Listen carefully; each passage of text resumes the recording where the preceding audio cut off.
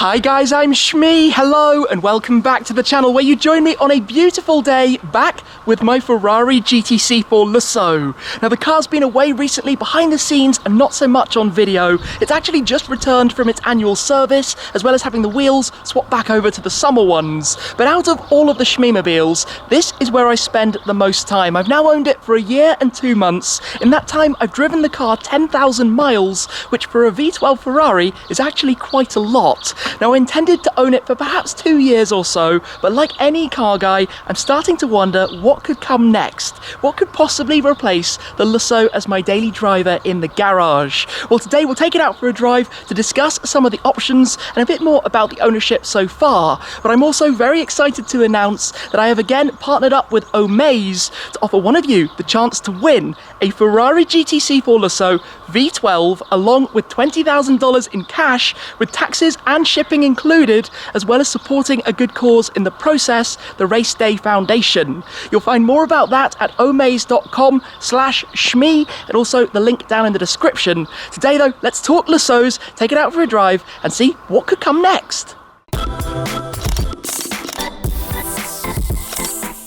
Firstly, let's have a quick update then on my car. Now that it's come back from its 3rd year service, being 3 years old here in the UK, it had to go for its first MOT test, which becomes an annual thing from now. But being a Ferrari means it comes with their 7-year service plan. All Ferraris have servicing covered for 7 years, and in the UK we also get 4 years of warranty. So despite this being 3 years old, I've still got a year of warranty on it, plus 4 more years of servicing, which actually makes it very sensible to run. So it had the service and the MOT. It also had the wheels swapped back over to the original ones. These are the ones it came with the diamond cut fronts and the grey inserts on the spokes. I had a full silver set that was running on a separate set of winter tyres. Unfortunately, given everything that's going on, I didn't get an opportunity to go and chase the snow with this car this time around, but we'll have to see what the future has. But the car is running flawlessly. It started, well, as you might remember, it was previously owned by a friend of mine. He had it for 2 years, did about 4,000 miles in total. It now has 14,000, so I'm giving it a pretty good innings. It's had its legs stretched, it's been 200 miles an hour on the Autobahn,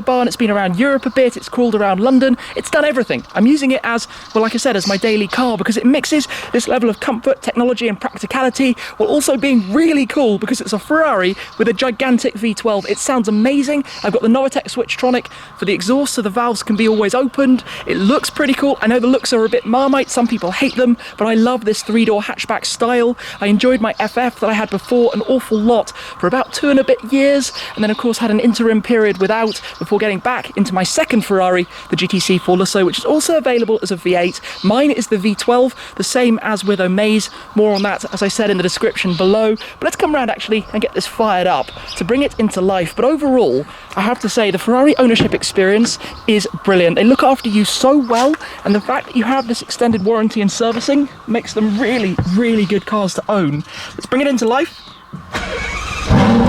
Yes, there we go. Engine's a bit warm at the moment, so we're in luck. Oh, it's so raw. It's so raw and ferocious. And then inside here, the glass roof, that panoramic roof, is a masterpiece. You've got more than enough space for passengers in the back. That's why I really like it, because it drives like a Ferrari. It just also happens to have the space if you need it. So let's take it out then, because, well, as you know from my love of the FF and the Lusso, this is going to be a tough car to beat. Rewinding back, I don't think I ever thought that it might be possible to actually daily drive a car built in Maranello, Italy, a Ferrari like this, but they make such a fantastic package in the form of the GTC4Lusso. I mean, just listen to this. 6.3 litres of naturally aspirated V12, 690 horsepower, 4-wheel drive, brutally fast, revs up to over 8,000 RPM, sounds insane. And yet, you can drive it gently as well. You can actually cruise about in this car comfortably, easily. It's a beautiful thing to drive. It's just a wonderful package. And that's why I think it's really interesting about what could actually come next. What could realistically replace this? Now, I think Ferrari are going to go down the route of the SUV. If they do, and we've seen some renders of the Purosang, as it's been nicknamed, particularly from Motor One, I'll share the link down below, but this render of a car, you know, looking a little bit maybe like the Portofino, perhaps it will look a little bit more like the Roma, but based on an SUV platform, as opposed to this, which is more the Grand Tourer platform, more the, you know, lower estate type car. A very, very different proposition, a very different type of car. And what I love about this is that it is quite so dynamic, while also being useful and practical. And it makes this practical, I guess, this overall package that doesn't really exist elsewhere. There's nothing else that does everything that this does. So when this starts to get a little bit older, oh, is that a Jaguar XKRS? Yeah, those are very rare. Only a handful of those about. Lovely with the roof down on a day like today.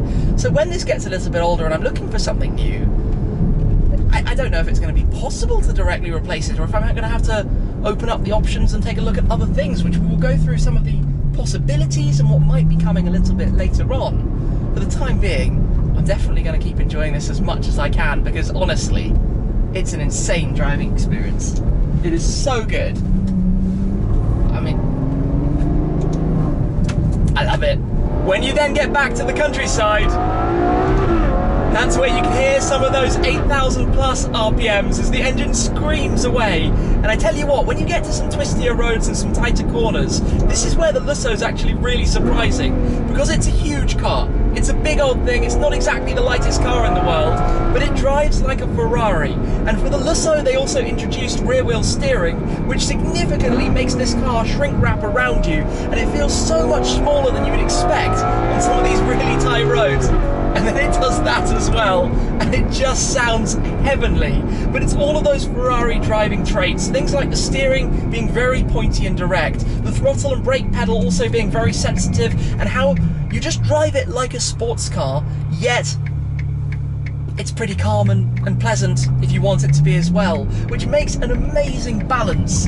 Anyway, I'm going to be, I guess, stuck behind a lot of cars and cyclists and all sorts for the time being, but any opportunity to just build up some of those revs, it's even there, just going 40 miles an hour or so, it's glorious. It's absolutely glorious. For me, the best angle of the Lusso is when you're round the back and how wide this car looks, particularly when you put your foot down. The whole rear just squats down to the ground and it looks immensely powerful. But that's thanks to how wide it is, with the quad tail lights and the quad tailpipes stretching out into those muscular arches. Also, the roof line slopes down more towards the rear than found previously on the FF. You've got that integrated spoiler over the top of the glass as well. And there are some really nice details. For example, the tricolore, the Italian flag colours that are worn there on the boot lip. And if I say so myself, TDF blue, Tour de France blue, in this bright sunshine suits this car exceptionally well too.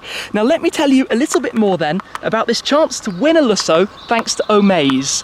A V12 Ferrari GTC4Lusso along with $20,000 in cash, all with taxes and shipping included, while supporting a good cause. In this case, the cause is the Race Day Foundation. The Race Day Foundation help families experiencing life-changing illnesses by giving them something to be inspired by, some memories, creating an opportunity to go for a day out at a race. It allows kids to finish first while supporting them through a difficult time. You'll find all the details about that in the description down below, or by going to omaze.com/shmee if you'd like to find out more.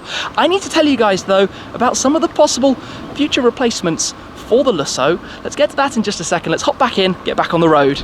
There is an obvious shift then in the market towards SUVs, but I prefer this driving experience that comes from being sat more down towards the ground. So if Ferrari go, for example, to introduce the Purosang and don't make a replacement to this, a direct successor to this, that enters in my mind into the category, along with the Urus, the Bentayga, the Cullinan, fantastic cars in many cases, but not quite the same. Not quite the same as what this offers. And I grew up with my parents always having a fast estate, so I loved this kind of format, which I guess it will always be the way. This is the kind of car that I just think is really, really cool to drive. So other things that have arrived recently on the block, we have the Panamera Sport Turismo, we have the new Audi RS6, very interesting cars, very, very all-around cars, but not quite with the flair, the emotional connection that you get from this. They're not quite the same, they don't quite have that. Of course, the next category completely takes you up to something like the Koenigsegg Gemera, we could say, but that costs more than 10 times what this is worth, so it's not really a fair balance. Spectacularly high performing, incredible looking thing, amazing feat of technology and engineering, but a little bit unrealistic. It is, well, more than 2 Sennas, we could say, which I guess elevates it a bit far away from daily drive territory, unfortunately. Other things, of course, are there throughout the market. Bentley Continental GTs, Aston Martin DBSs, but they're not quite the same in terms of space in the back and luggage capacity. They don't quite serve that same niche. There are probably more things to come, other things further afield that I can't necessarily think about right now, but and I mean, maybe the Ferrari SUV, when it does eventually arrive, will be something that grabs my heartstrings. I think we're talking more like 2 or 3 years away, though, before that comes. Potentially, I could be keeping this car for that long. Like I say, it hasn't featured so much in the videos recently, but it's a car that I drive all the time off camera. If I'm just going somewhere and I want a nice, pleasant driving experience, it tends to be this. Generally, when I'm videoing, it's the G63 or it's the Toyota GR Supra. Depends what's going on, where I'm going, what seems to fit best for the occasion. But this is just, I mean, it's just a car to drive and to enjoy and to use, and, you know, even just driving like this very gently. I'm still in sport mode. You can go into comfort, softens it up even more. You've also got bumpy road mode should you wish. The thing with this car is that it's so good. It is so good. It's hard to picture that something could arrive on the scene imminently that would do everything for me that this does. And that's why I can actually see it lasting quite a while. In fact, back with the FF, I kept my FF basically for a long time. I think it was about 6 years old when I sold it eventually. But I always wanted to change it to the GTC4Lusso. The Lusso came out a few months after I bought my FF. I knew that was going to be coming. And in the case of this, I mean, this is effectively the facelift. I don't want to discredit it because it's a lot more than just a facelift, but it's a heavy facelift of the FF, and there won't be the next one of those. It'll be something, I think, completely different. So we've all got to wait and see what arrives on the market. Of course, like I said, we're talking a bit further afield into the future. We're not literally talking something that's going to be happening next month or anytime soon. But I'm interested in your thoughts in which direction you might go from a GTC4Lusso, what you think you would add to the garage next to drive, you know, sometimes to the mountains, sometimes with some skis in the back. You want 4-wheel drive, you want 4 seats. You know, there are lots of good cars from Mercedes, from Audi, from BMW, but that emotional connection that comes from a Ferrari, from a car with a prancing horse on the bonnet, is something totally unique in terms of an experience and the passion that comes with it. And a Ferrari will always be a Ferrari. So it's a tricky one as to what could fill that space. So I was just trying to brainstorm some other options. Of course, I didn't mention the Aston Martin DBX, which at this moment I haven't actually tried yet. In fact, I haven't ever actually even sat in one to spend time around it and see what it's all about. There have also been rumours that Lamborghini might make a saloon car. Back in 2008 at the Paris Motor Show, they showed the Lamborghini a stock concept. Maybe at some point we'll see a car based on perhaps the RS7 or the Panamera platform, something like that. We'll have to wait and see. That would be pretty cool if it came along. But for the time being, I really think that this is the best in the class. The best car for me, for the usage that I do with it, and it is very cool that thanks to Omaze, one of you could be winning one of these. Like I said, the details are in the description down below or at omaze.com/shmee. So thank you very much for watching, guys. I appreciate your support as always. Do comment if you think I've missed out anything, what you think down the line in the future could be the successor to this as a Shmee-mobile in the garage. For now though, that's all. Thanks again, and I'll see you very soon.